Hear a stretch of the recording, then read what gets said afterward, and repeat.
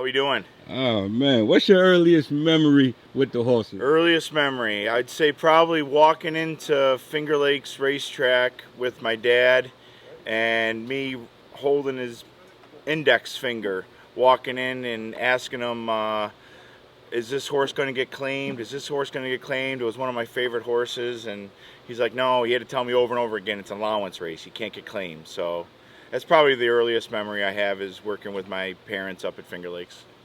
What made you want to throw your hat in the ring and get involved? I was born into it. You know, I tried work. I went to school and tried doing some other things, and it just seemed like I always came back to the horses.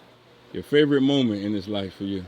Probably hearing Trevor Denman announce the disqualification for Rhea Antonia to get put up in the Breeders' Cup. That was something I'll never forget. Right. How important is the men and women that do this job day in, day out, man? Those are the real players. The guys that come in here and the grooms, the hot walkers, it's usually 7 days a week, and it's, you know, early mornings, and it's a long day. And the horses and the job doesn't care if you're in a bad mood or if you're not feeling well. The horses still need to be taken care of. So those are the real players in the backstretch.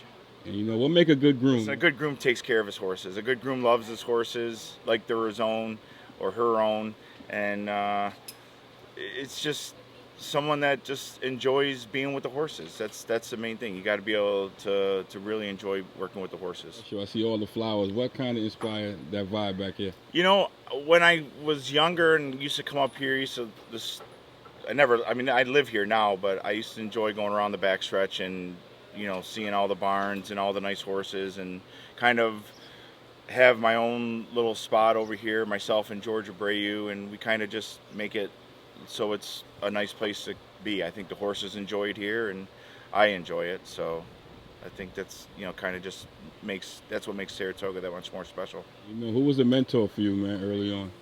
My dad. Your dad? Yeah, my dad. I learned a lot from him, not just with the horses too, but life, and, you know, learned a lot from just watching him. You know, and when you're having a bad day, right, what did he tell you about having a bad day on the... You know, you would lose confidence in yourself or something like that, and he would always be there and say, hey, remember, you know, you did this too, you did this, you know, and you always, it's a game where you're always up and down, whether when you're winning or you're losing, and you always feel like you're only as good as your last race. And, you know, that's the tough part about the game. You're not going to win all the time, and this is a game where you're pretty much considered successful if you lose 80% of the time. Yeah. You got a favorite horse all time? Favorite horse of all time? I'd probably have to say, right now, my favorite horse is You Guys Are No Fun.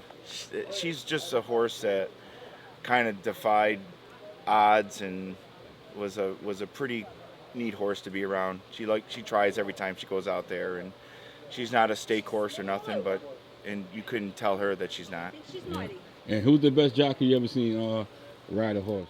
Sean Bridgman, you know, just because he's within an earshot right now. If I don't say him, I don't know. I need him the rest of the my favorite of all time is probably my godfather, Rudy Rincon.